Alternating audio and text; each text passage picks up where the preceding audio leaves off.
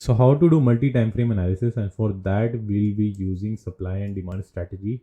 First of all, if you need to know whether supply or demand work, you need to have a narrative of a stock. For example, you need to know the structure of the stock, and this is the chart of Reliance.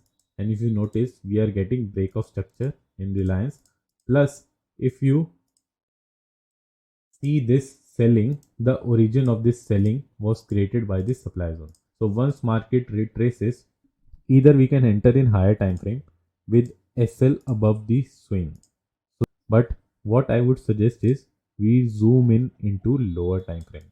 So once we go into a lower time frame, if you notice now that we have got a break of structure, and either ways, even if we are not getting, what we can do is see any heavy selling to the downside. So once market respected this uh, higher time frame supply zone, we should notice whether there is any heavy selling or not, and the origin of this selling was this supply zone. So we are getting a selling pressure in lower time frame, we have a break of structure in lower time frame, and once market retraces, we can enter with a candlestick pattern which is pin bar or anything. No, someone doesn't understand what is supply zone or gaps, we can pull out Fibonacci and sell at the premium area.